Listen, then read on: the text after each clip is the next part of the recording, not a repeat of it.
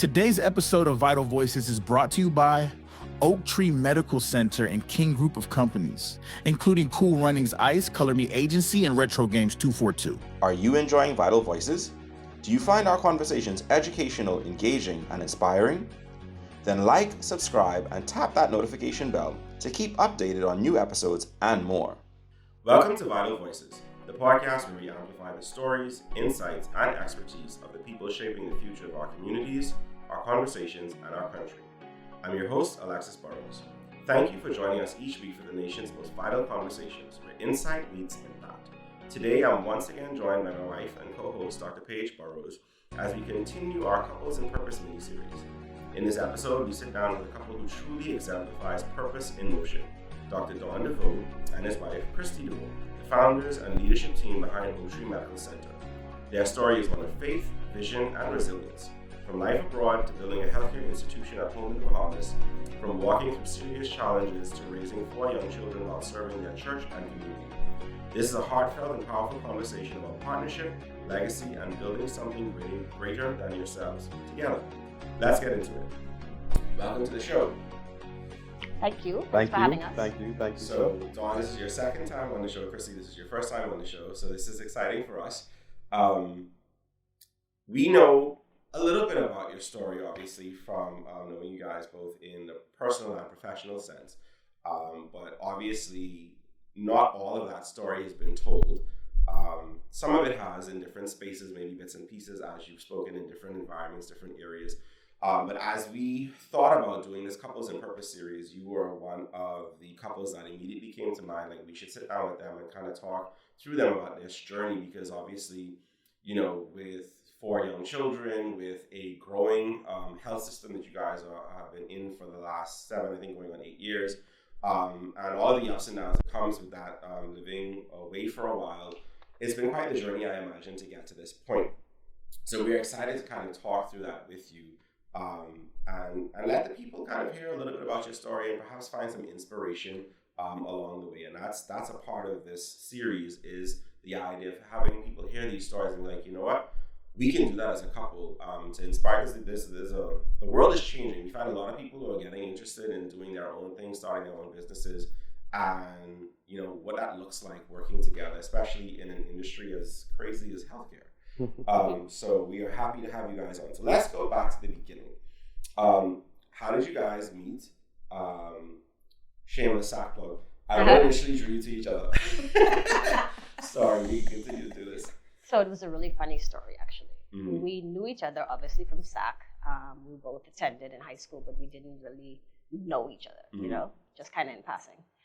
And so it was funny. I was riding along Blue Hill one day, and it was MSN Messenger at the time. And yeah, this was back then. You are dating all of us. So I get home, and he's like, "Hey, was that you on Blue Hill Road today?" And I was like, "Yes, stalker." And we just kind of small talked a bit, and he was like, "Hey, can I come to church with you?" And I was like, "Okay," random, because I used to put all of these Christian quotes on my status, etc. So I was like weird in my head, but okay, fine, a soul for Christ, I'll do it. So he came to church. We went to kind of lunch after, and I was like, okay, I like this guy. He's different. I don't really know his situation, but let's explore. Let's see what happens. And so the funny part of the whole story is, after a few months, we went to Subway. I remember this day so clearly. We're so methodical and logical in the way we think about stuff. So we sat at the table in Subway, and we were both like, I like your stats. You like my stats. Let's do this. You know, what you're into, I like. What I'm into, you like. Let's give this a shot. Let's make this happen. And we literally decided in Subway we would date, and then eventually got married. I think she said it all there. And like I said, I was literally, sitting down at the water depot that I had owned at the time, and I saw the short pass, and like you said, MSN Messenger. And so for me, like I said, I'm pretty practical. I see she was into churchy stuff, so let me get into churchy stuff. This is how it happens. Yes. And so you have to be careful who you choose, and you have to be careful what you put out there, especially, as I would say, for young women. what you put out there, that's what you're gonna get back. Yeah. And so at that particular point in time, I was not saved, but I knew what she was about, and I said, "Hey, why not?" And so I literally invited myself to church, and the rest is history.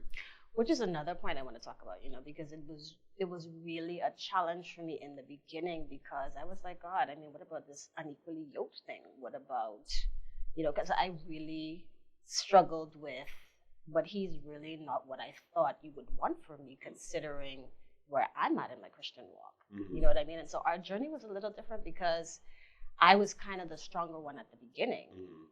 And it was a little bit challenging, because I was like, oh God, I don't really know if this what you have for me. Right. And so as I wrestled with the whole thing, there was a point in time where I got a peace about it, Mm-hmm. and a peace that said, it's okay. I'm with this one. It's okay. Mm-hmm. And so I was able to really give myself to him despite my intellectual Right. reserves about it, It's so funny because when we first started to become friends, it was actually kind of similar. Like, we grew up in the same church, we knew of each other, but she was heavily involved in youth ministry at the time. Right. And there was, I think, a Christmas party that they were having. So, like, my cousin CJ invited me, a lot of people invited me, and she put me aside. She's like, hey, because we had started to talk a little bit. It's a funny story, but I don't think I have the liberty to tell. But we were friends because she was, at the time, someone that I was friends with was interested in her. But anyway, long story short, she invited me as well. And that was kind of where the friendship started to flourish. And eventually, kind of a similar thing, we decided that we were both interested in one another and we should pursue it. And it's funny how it was kind of the same thing. A methodical decision. Mm-hmm. Yes. Like, we decided, hey, let's pursue it. Hey, it makes sense. Yeah. And so today now, like I said, I was a baby in the faith, a fledgling. And so through faith, and obedience, I am now, the student has now become the master. Mm-hmm. Because I find myself now encouraging her Yes. in so many different ways, shapes, and forms. And Yes. it also gave me leeway to now be the head of the home, Mm-hmm. not just financially and provider-wise, but spiritually. And I think that makes a big difference. Yes, and I think that's what the true sense of a helpmate is. Yes. We help them through even the process of themselves, finding themselves. You know what I mean? And so it was me giving him little tips here and there, and not in an overbearing way, but in a encouraging way. Like, babe, I don't really think that's how Jesus would want us to do that. Or, you know what I mean? Just finding ways to encourage him into the place where I know God had for him, Right. So that's kind of how we did it at the beginning. Yeah. Step into his role. So speaking about the beginning, what were those early years like? So you guys got together and you found each other. We're past the water depot. We're past the wedding. And you guys are building this new life together. Dr. Deveaux, you were still training in your fellowship at this time. Take us back to where you were professionally during this particular time. So I would just take it a step back, and I would say I think God knows what he's doing. Yeah. Because if I had met Kristi in the capacity that I did when I was in medical school, I don't think we were going to work out. And it was nothing against her or any person for that matter. I knew what I was about from a school standpoint, and I knew my financial situation, and I particularly didn't have time to waste. And I know, so I was just focused on school. Nothing, not right, not left. Focus on school. One focus direction. on the goal. Full blindness. Yeah. And so we sort of only got to sort of knew each other after I finished medical school. And so we had some challenges with the internship in terms of when she'd had to come visit me at PMH sometimes, and having to wait in the car for Those an 30-minute extended waits. period Oh, of boy. time when I thought I was gonna be able to maneuver quickly, but life, at least medical life, doesn't happen as such. No, it And don't. so, like I say, everything happens for a reason. Yeah. And so, but Afterwards, like I say, when we realized we were sort of serious about where we were heading, I had, like I said, completed internship, and then that's when we went off. That's when I went off to State University in New York to do my internal medicine residency. And it was during that time we realized we really wanted to be together. Right. We realized it's the only thing that makes sense. The long distance relationship, when you love somebody, is a pretty hard thing to do. And so what we decided to do was we had waited until I was going into my third year. Actually, I was finishing up my second year in residency, and that's when we got married. And we stayed away from each other for a year, and I was in New York. I finishing up my last year in residency, and it was pretty hard.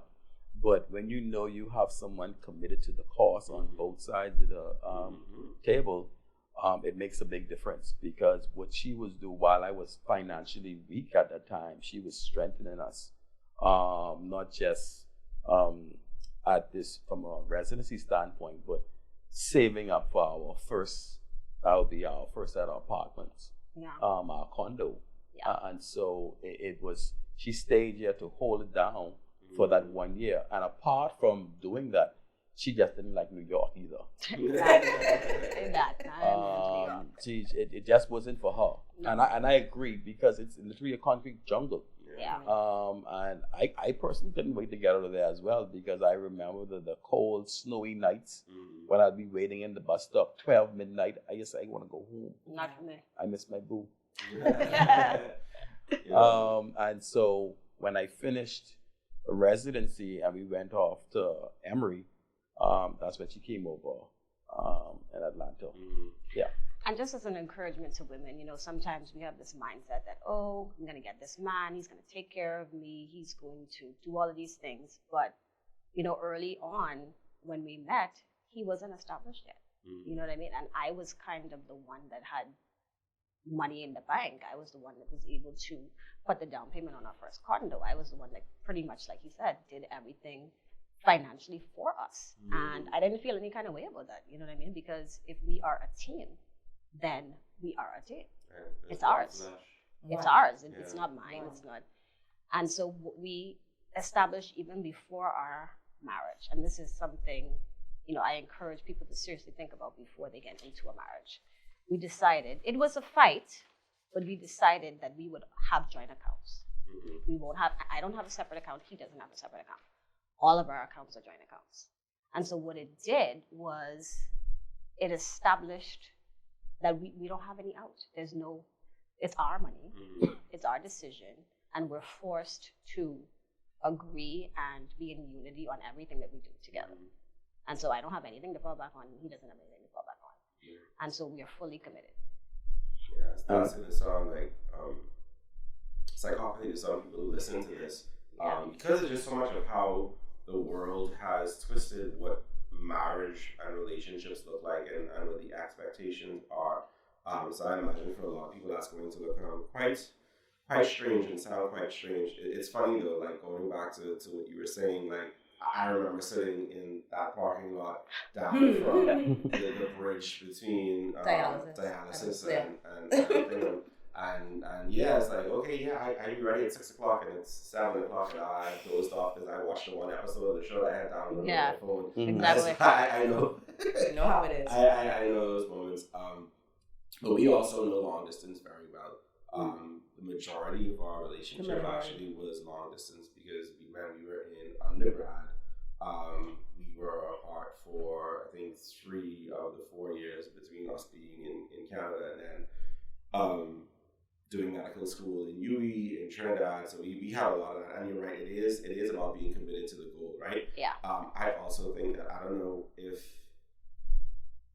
we weren't already married, I don't know how we would have survived that end of medical school, the clinical years into internship, because that's tough if you're not already like in it and established, because that is a rough road to walk. Yeah. You know, it seems like from Jump Street, you guys both know that you wanted to come back. But what led you back home? Because you know, you said you both were up in, I think, Atlanta at Emory, right? Yeah. So what was kind of the draw to say, we want to come back home and there's more to do here? What led you down that path? So, one important message that Kristi said just earlier, and we want to encourage those who are thinking about getting married. Mm-hmm. We always have this concept of we must have it all together first before we make that next step. It is when you know you're committed to that person and when you focus on that common goal, it literally meshes, you become one. And it just makes the whole process of growth as a couple so much more meaningful.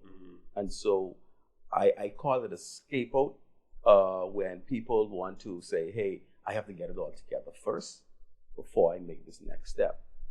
No, you get it together, and it comes together. Yeah, so much of marriage is growth together. I think one of the important lessons we learned when we first started dating, the youth leader in the church at the time, Darnell, always used to tell us, love is a decision. Yes. Right? There's so much that we see in media and songs, on TV and movies. It says, oh, it's emotion, and you fall deeply and madly in love. And it's like, that is a lot of times infatuation. What lasts, and we see it because we see so many marriages that end up, kind of dissolving, especially in recent times. But when you look at love, especially when you're saying we're going to get married and become one, that is a decision. That is a decision to, as your vows say, through sickness and health, or rich or poor, till death do us part. Like, all of those things matter, because if you're doing that off of the women fancy of emotion, that's not going to last. You're not going to stick to a vow that is, well, I feel butterflies today, and then tomorrow I just feel like I want to slap this person across the room, which is how emotions can go. But that decision for love is, let's sit down and let's talk through what our difficulties are. Let's kind of examine ourselves. Like, even for me, I've had to do a lot of self-examination, especially in the last few years, because there's a lot of things that I learned through, tragic experiences that we went through as a family, like the loss of my parents, things like that. There's a lot of things that bubble to the surface that I didn't understand about myself. Now, granted, my wife, who is very good at reading people, kind of saw some of the things, but she's been such a great help in me trying to walk through that. But I imagine if we hadn't been going through this based on a decision, it would have been very easy for her to be like, emotionally, I can't take this and I need out because this is not working. It's a lot. And so even in things like that, you see where the difference between following the women fancy of emotion versus I made a decision to love this person. And with God's help, especially because, outside of God's help, then it's the same thing. But with God's help, I can walk through this journey with them. And that's kind of, that's why that's so important. So I think one of the core things that I think people should take away from this when you think about the love and marriage thing is, you have to look at it as I'm making a decision. A sober-minded, thoughtful, I went and thought and prayed and give all of that to God and then made a decision. Yes. And so my premarital, I would say 5 F's would be, Mr. Acronym. I know. Faith. You have to put your family. Then finances. Finance is a very important thing. Friends, and then fun. And it goes in that order if you want to make sense of things. Right. And so I guess for me, let's go back to what made us come home. I think, and this is a shared goal that we've always had. I love this place. I love the Bahamas. We have our challenges. We have things that we don't do well, but we have things that we do great. And so the desire was always to come to make a difference here. We always felt led to do that. It was something that was planted in our hearts from before we even got married. It was a separate goal, and then it became a joint goal. Yeah. And so I think it was an easy decision. I mean, it was a given, really. It wasn't even a decision. It was, we coming home. Yeah. You complete your purpose there. Yes. You come back to your purpose here. Exactly. Right. And so for us, like you say, it was a share. It was both individually and shared. And so for us, for me in particular, I got so much from the village called the Commonwealth of the Bahamas, And we say time and time again, the young beautiful lady from Clarence Street and the young boy from Golden Gates, like the community has invested so much into us. Yes. Starting from high school, friends and families alike. And so I couldn't see us being anywhere else but here. And I tell people call the Bahamas a gold mine. I call it a platinum mine. Because it's just so rich in resources, not physical resources, but when I grew up or where I grew up, finances may not have been the main thing, but love was always there. Yes. And I think the love and support, and that's what's lacking in today's society. We see the level of, I would call, social and spiritual decadence. And it's because we've sort of strayed away from our foundation, our roots. We were a big community. Yeah. And that's being lost. And so the key thing about coming back home is to help strengthen the community at large. Yes. To strengthen the country. Okay, so that brings us to a really, really good place in this discussion, talking about strengthening the community. Oaktree has been a pillar in the community. We've grown to see Oaktree everywhere, from the swimming complex to, certain health fairs to women's walks. Oaktree has become synonymous with community, and that's what you came back home to do. So tell us exactly what inspired your shared vision to create Oaktree Medical Center. How did that whole thing come about out of this love story that started in the Bahamas by the water depot, that ended up in half in New York City, half in Nassau, to launching this community-oriented organization? How did this start? Well, it was really only God. The funny part of the whole story is when we were first coming back home, Don was like, I am not doing a medical complex. I'm just not. We were into all kinds of other stuff. We were going to do an agribusiness. We were going to do all these. I'm like, the doctor wants to do an agribusiness. How ironic. And so our first thing was, we're not doing a medical complex. And so we started off with his little small office, because obviously you're a nephrologist, you have to see patients. And so I was fine with that. I was working at the time. And he came to me and he was like, I think we have to do this thing. And I was like, what? But you said you didn't want a medical complex. Like, how are we here? Like, what are we doing? How did we get here? And so I was pregnant at the time, and I had left my other job. And so I was available. I was like, okay. So my strong side is administration. His strong side is medicine. And so putting us two together, it made sense. I could handle this side. And he handled the other side. And as we grew, it was funny because people were like, oh, I want to talk to your HR. And they were like, Don was like, you mean my wife? Because I literally was the entire HR. And we had grown to maybe 50 employees at the time. And I literally was running the entire HR. I was IT. Wow. I was everything. Oh, wow. And so people always felt like we had this big board of directors. And we would laugh because we would be like, yeah, Kristi and Don, the board of directors, And so it's just God really planting in our hearts his vision. And, sometimes it wasn't easy. It was, we were reluctant. We were like, my God, we don't really want to do this. This isn't something that we had desired for ourselves. But, one of his pillars is obedience. One of the things that he always talks about is obedience. And Oaktree is literally our obedience to God. Because if left to ourselves, we would have never done it. Right. Yeah. It's interesting. It's a very good segue into our next question. You mentioned you were IT and HR and finance and the whole bit.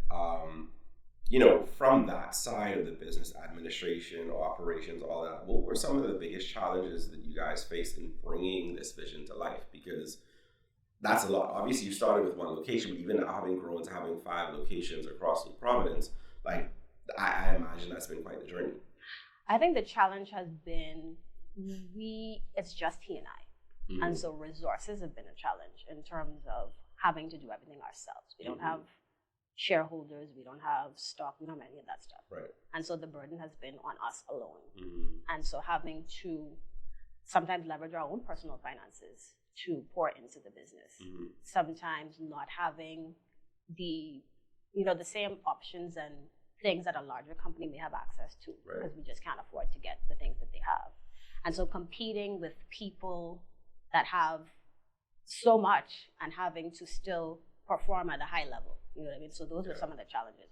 And then, medicine in general, some of the human resources issues, there's a limited supply of certain technical positions, radiologists, all of these different, there's only so many of them. And so having to compete at these high prices for just a small little company was a challenge at first.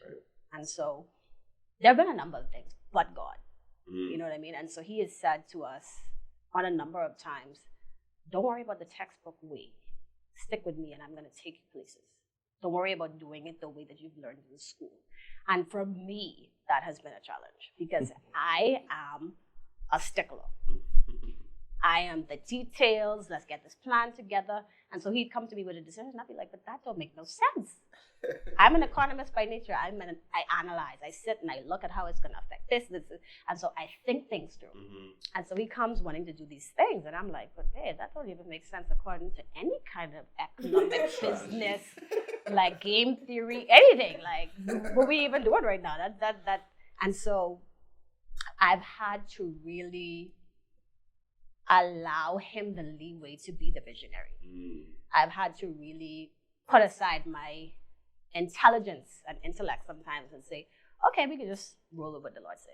It's so funny how that works, because there was a similar conversation when we spoke with our the first couple that we did for Couples in Purpose, Kenston and Dr. Tira Davis Henderson, and there's this dynamic of the visionary and then the analytical person. As interesting as now it seems like as we go through this, and even thinking of some of the couples we have on deck to continue our conversation with, there's always that kind of There's a pattern. There's a pattern where you have one person who's this visionary and they're here. Yes. Right? They're pie in the sky sometimes it seems like, and then you have the other partner is, okay, so this is the plan, this is the details. Yeah. And it's interesting to see how that dynamic works, especially when everyone that we have plans to talk to, there's faith at the center of every relationship, every dynamic, every business. Yeah. And so I think that's always the connecting part, is God is at the center of it all, and that's what makes it work. And that's what takes, like you said, you push your intellectual side down, and then for the visionary, because that's where the vision is coming from, right? Yeah. And so I love it when she sort of just makes it so plain and straight. And so, but for me, she mentioned the pillars. Everyone knows me. They know my 5 pillars, but we try to live by faith. It all starts with faith. The righteous lives by faith. Vision, obedience, sacrifice, and discipline. And so to put it all in perspective, but God. How this happened, but God. This house that we're staying right now, this is where it started actually. The person, like I say, this place was already for sale. It was already under contract. This was the house she wanted. And so what ended up happening was I came by one day and I saw the under contract sort of removed. And so we immediately contacted the persons and we got something immediately. But the owners of this particular house were actually shareholders at the Christian bookstore, which has been up for sale for years at a very, very high price. But literally, when we would leave, I came here, the wife and myself, and our little baby at the time. And when we were walking out, the lady said, hey, the Lord said to ask me if you wanted this place, as in what is known to be the Christian bookstore. And I was sort of familiar with it, but it was run down, but it was an ideal spot. But what was really sticking out to me was the price. And I said, boy, I know we ain't got that money. we have never had the money for anything. Like, let's just we have never had the money for anything that the Lord has asked us to. Let's stick that right there. Continue. And so they literally halved the price. but with the asking price. Wild. And so because of that, we were able to go to the bank. We still didn't have the half, by the way. Yeah. But we were able to go to the bank and be able to essentially get a mortgage, so to speak. And so the bottom line is, I tell people, man's growth is linear, God's growth is exponential. And the key thing in all of this is obedience. And for the wives like me, I would say, strap in if you have a visionary. I have been stretched beyond stretching. I'm not gonna lie. I am the responsible. I am the reliable, the sturdy, we have this money in the bank before. I don't do credit cards. I don't, I'm the one that says, I don't want to owe any debt. I don't want to. And I have been with a man who's like, oh, let's jump off the side of the bridge. We don't know if we're going to land anywhere. We're just going to jump off and see what happens. And so it has literally been a fine balancing act between his philosophy and mine. And so sometimes he has seen the wisdom in my philosophy, and sometimes I've realized, okay, come out a little bit. And so it's just finding that sweet balance of... Yeah, it's all about balance. Yes, it's finding that sweet balance of, let's use wisdom, but let's also not put God in the box. Right. Yeah. And the thing is, one of the things, like I say, things got so tight sometimes where I literally had to borrow against my life insurance to help pay bills. We have walked through some things, I'm not gonna lie. We were not able to make salaries early in the business, and you get to a space where you're like, is this really God? Like, are we really doing the right thing? How are we in this position if this is what he said? And so sometimes you get into that mental place where you're concerned about, are you really hearing from God? Right. And so I would encourage people to press past that, because he didn't promise it was going to be an easy journey. Even when, the Israelites had that journey from the wilderness into the promised land, they had to fight. Yeah.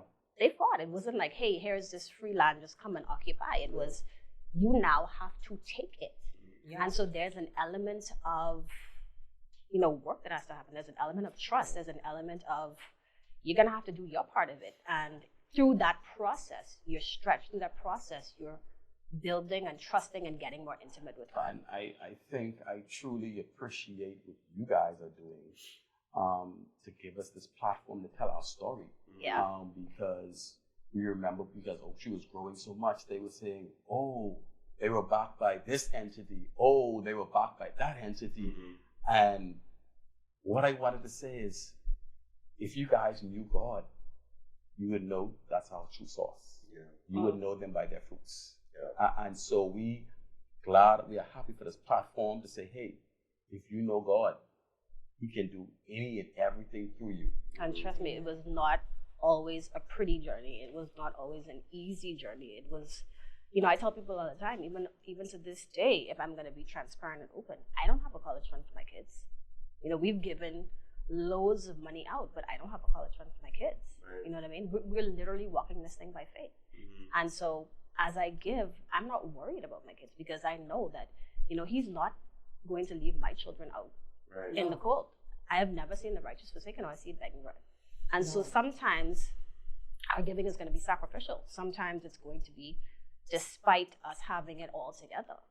You know what I mean? And that has been, I think, one of the major things that I've learned, because I've always been the type of person that wants to be responsible and prepare and to, do things in a certain manner. And so God has had to say, listen, trust me daily. Trust me. Actually very sacrificial, because when we first started out our quote-unquote major giving, this was to the youth program a couple of years back. That's to Mr. Henfieldos, Marvin Henfieldos.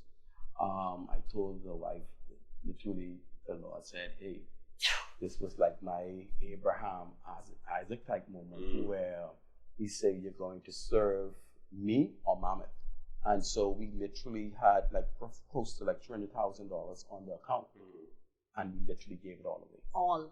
Yeah. And so he came to me and he said it, and I was like, anyways. That doesn't sound like God saying this, man. I'm like, let's check again. Let's let's go back.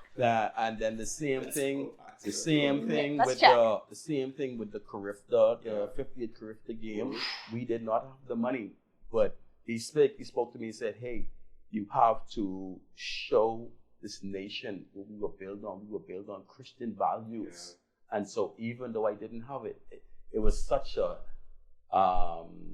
scene where the youths of the nation needed to know, hey, this was built on faith and Christian values and sacrifice. So we pledged, that's $250,000, which I didn't have at the time either. Actually, it was 300,000 again. Oh, that was 300,000. I remember. Okay. And so, She remembers. and so, honestly, looking back, I feel like it was not just for Carifta or the other donation. You know, as I was able to analyze the entire thing, it was really for us. You know, and it was a test. It was a test of God saying, listen, are you willing to give me everything if I ask you? Are you willing? Right. Do you believe that if you give this to me, I can give you 100 times more than that? Yeah. You know? And so it was literally us believing and trusting in God. And I think the last test, last major test was the one when we did the Tamil Christian Elementary School, Whew. where if you had told me the amount that we had ultimately spent, if you told me that from the beginning, I wouldn't have. And listen, so my husband has learned me so well. He has never, since the last 300,000, showed me what the bills are. I stay in my secret corner and pretend like I don't even know that we're spending money, and we just do what needs to be done. And so I have come out of the financial conversations because let me just do my job, you know? And so he handles the finances now, and he doesn't tell me how much we spend. And so when he said the amount at the award ceremony, I was like, what? Yeah. I was surprised. I was surprised at that amount. I was like, what? Yeah, that was 8 years old. Yes, yeah, exactly. So that was a total of $1.7 million. And so for me, we are constantly reminded of Psalm 24, the earth is the Lord and the fullness thereof. Honestly. And so we don't cling to things because it is never ours to cling to. We are just asked to be good stewards and take dominion of where we're at. Yes.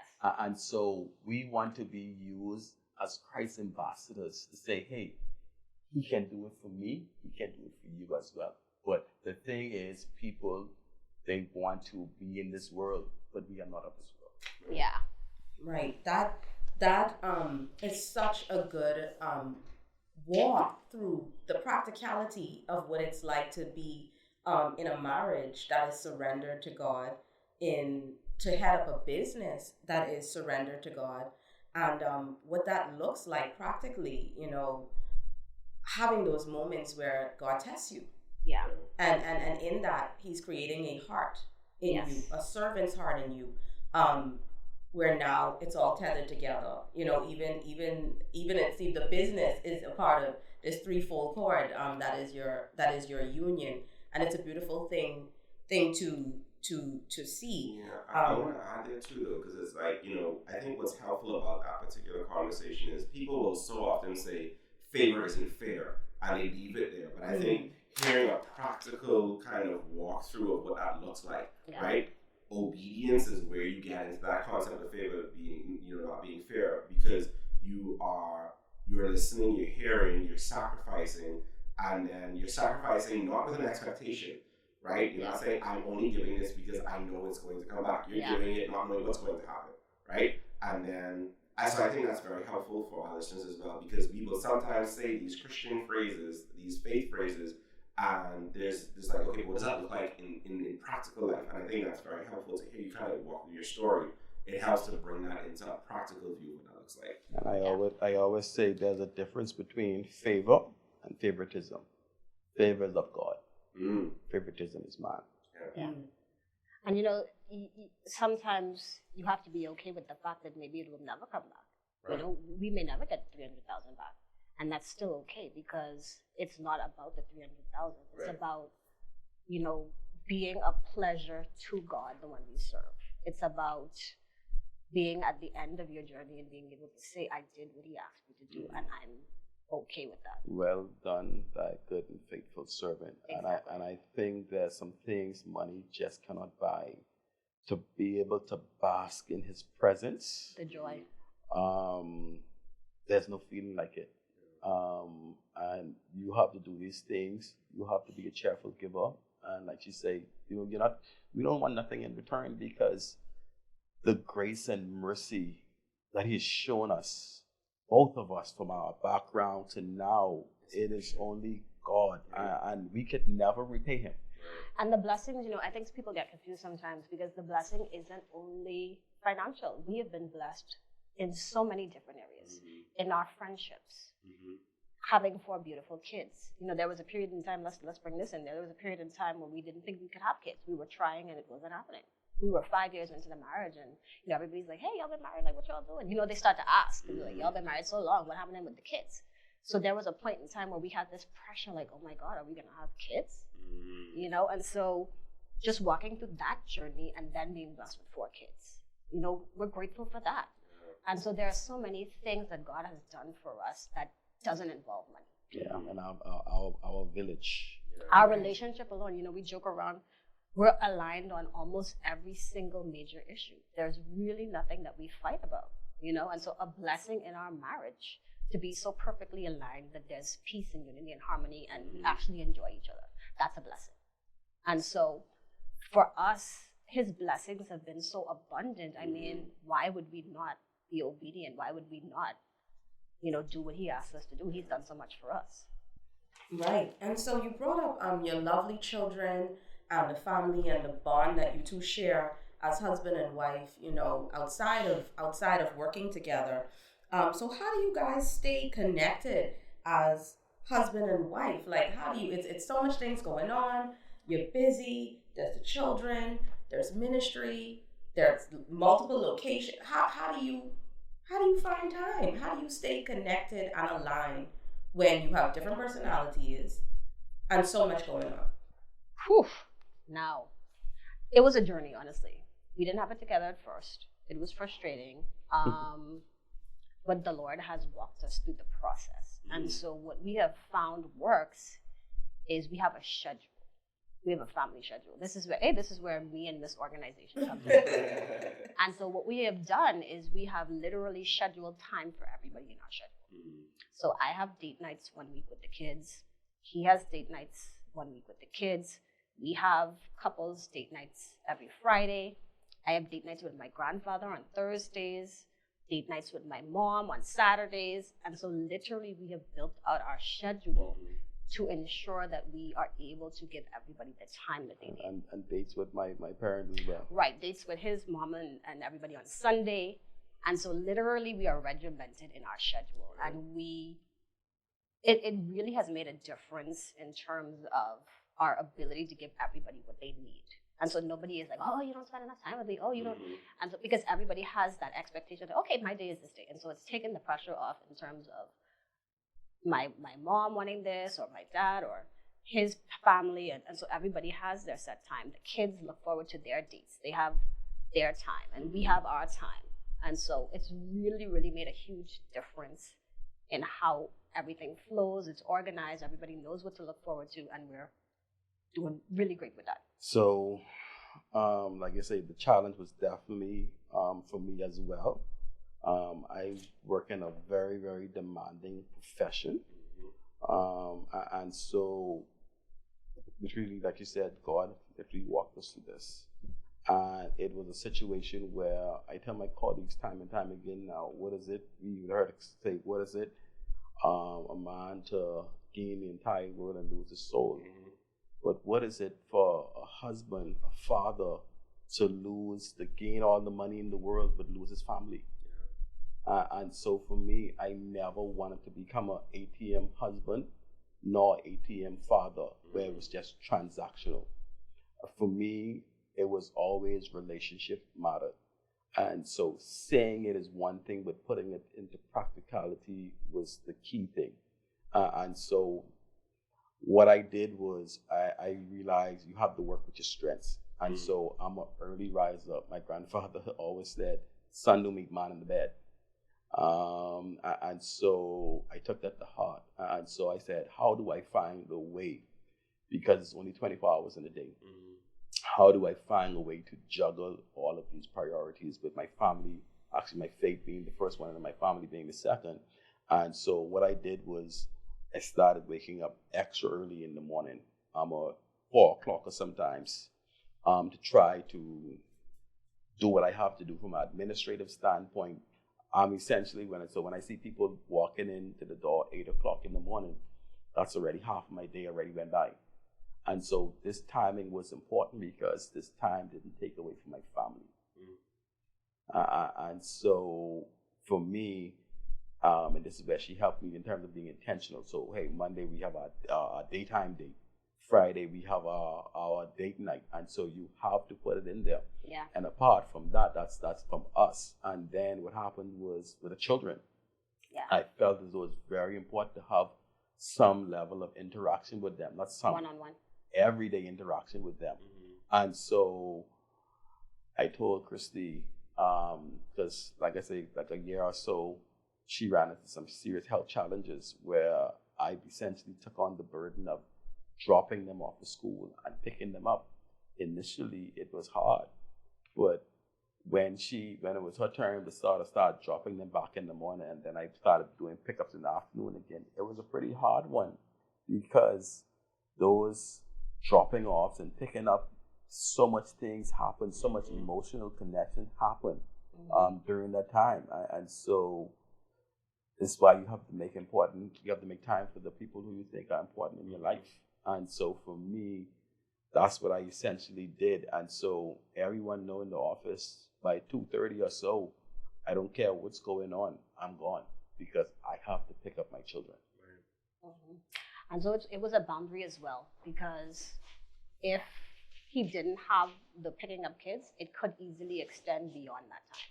And so you have to be wise in the way that you set things up as well. You know what I mean? You use wisdom to say, if we set this hard boundary, then you almost assure your success, because I have to pick these kids up. I'm never going to extend beyond that because my kids are that valuable to me, you know? And so these were not things that happened overnight. Let's be real about it. The early part of our marriage, we battled a lot. My love language is quality time. And so there were many years where, I had to really take a back seat to his career, and that was hard. You know what I mean? It was hard for me because for somebody that's a helpmeet and supporting someone, sometimes you get to that space where you feel like, but what about what I wanted to do? What about the things that I had for my life? What about my dreams? And we've had conversations like that, in full transparency. And so it's just a matter of the other person feeling loved and valued. And so he assured me, he affirmed me, and we were able to get to a space where some of the things that I've wanted to do, we're now able to do. But it didn't happen right away. And so my encouragement to wives that are supporting husbands, your time is gonna come, but you just have to be okay with, giving your husband what he needs at the time. And that's sacrificial. That's submission. That's, not making it about you.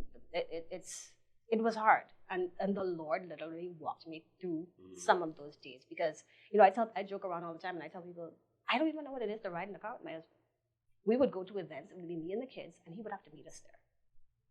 And so just simply riding in the vehicle with him, and I was like, wow, we a family, we riding in the same car? Like what we doing, And so people see the journey, but they don't understand some of the things that I've had to walk through, some of the things that he's had to walk through. It has been tough, you know what I mean? And some people take for granted what they have. To be able to ride in the car in the morning and then ride in the same car in the evening, that's not something that we do. It's a gift. Yeah. And so when we are on the weekends and we could come to church in the same car, we're like excited, like, oh, Daddy riding with us today, yay!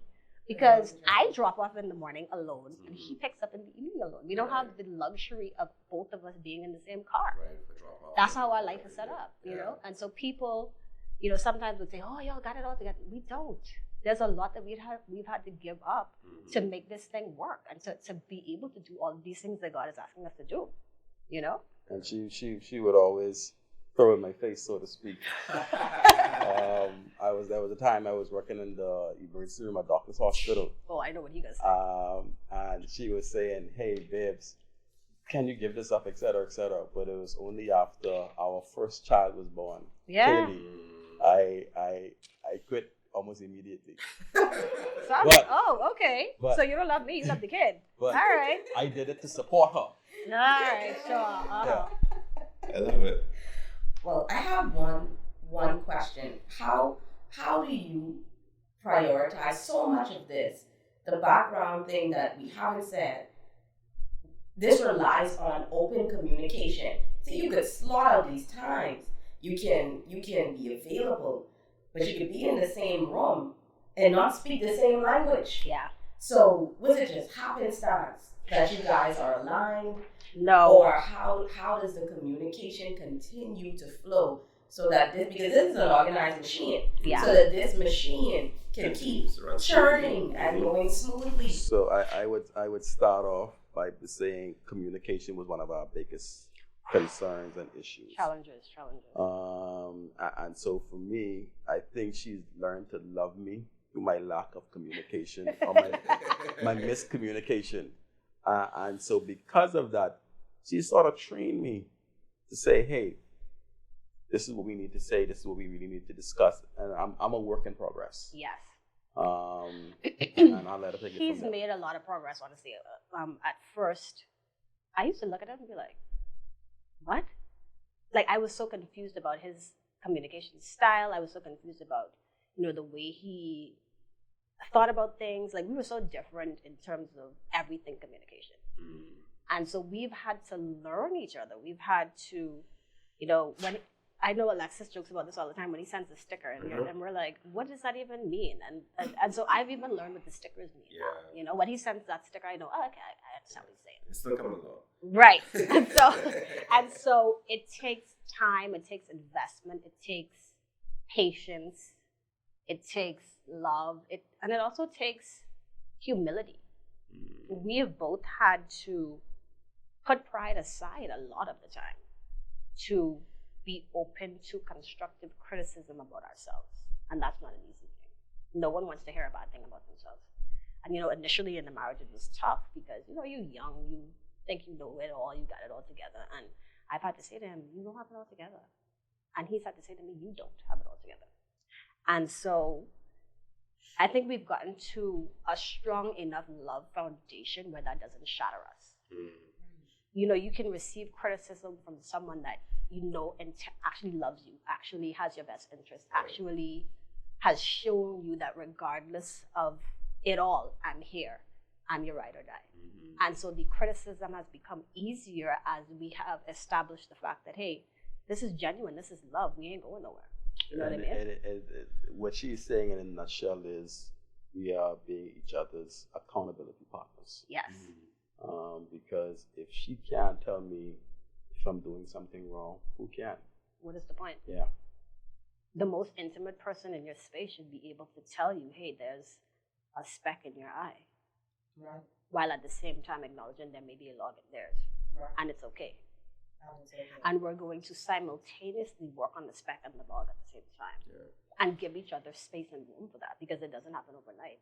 So I've had to be patient with him to get to this space where he actually communicates.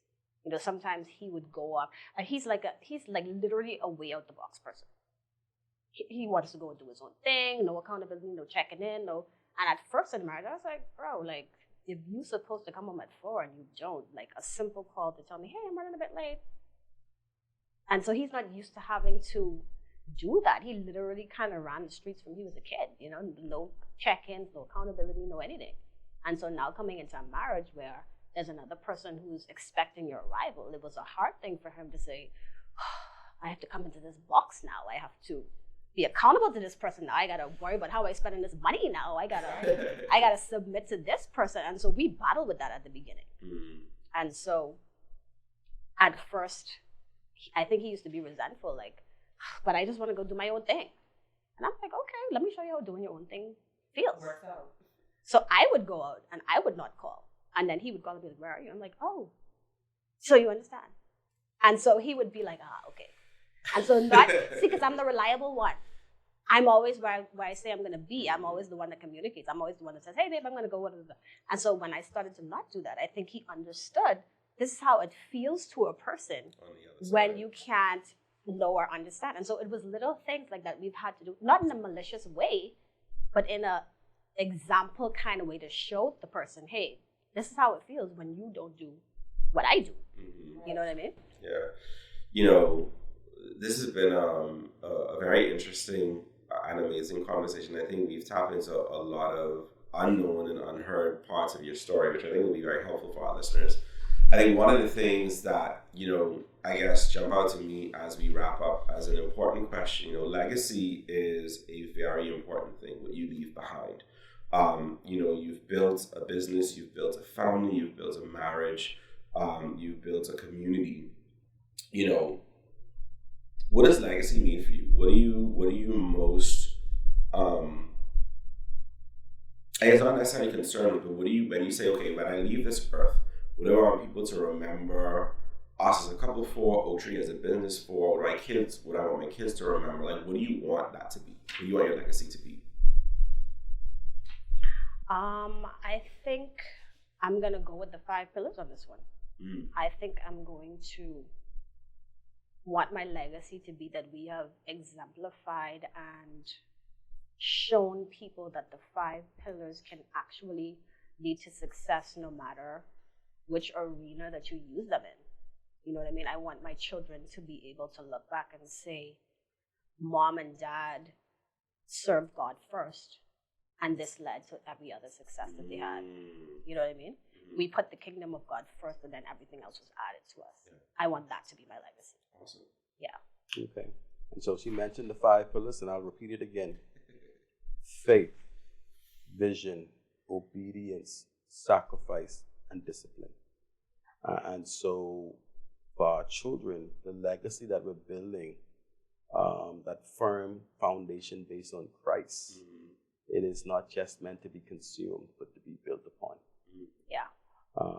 And so we're building up our children, to build up the church, to build up our community, to build up this country, and ultimately for Christ.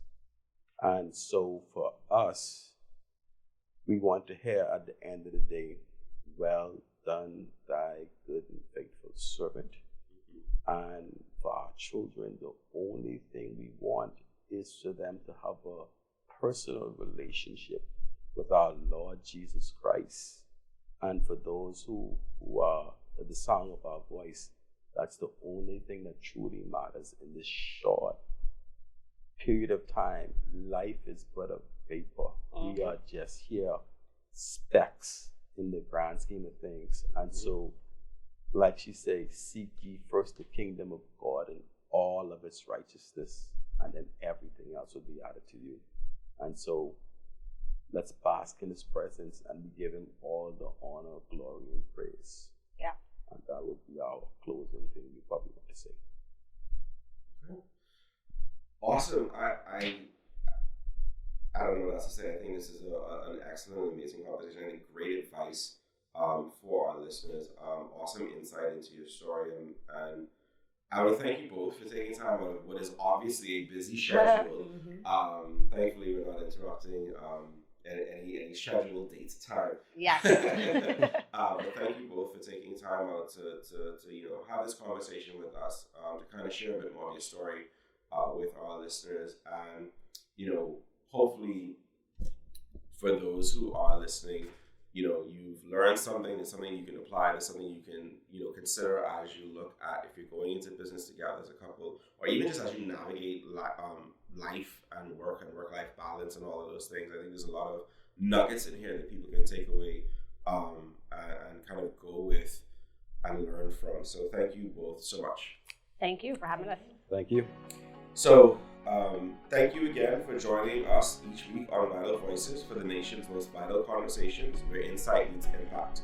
We're so grateful to Dr. Deveaux and Kristi Deveaux for sharing their story with us today, and we hope their journey encouraged you as much as it did us. If today's conversation encouraged you, challenged you, or reminded you of the power of purpose and partnership, we hope you'll share it with someone you care about. On behalf of myself and my awesome co-host, Dr. Paige Burrows, until next time, stay informed, stay connected, stay well, and stay tuned for the next Vital Voice. Are you enjoying Vital Voices? Do you find our conversations educational, engaging, and inspiring? Then like, subscribe, and tap that notification bell to keep updated on new episodes and more. We'd like to thank today's sponsors, Oaktree Medical Center and King Group of Companies, including Cool Runnings Ice, Color Me Agency, and Retro Games 242.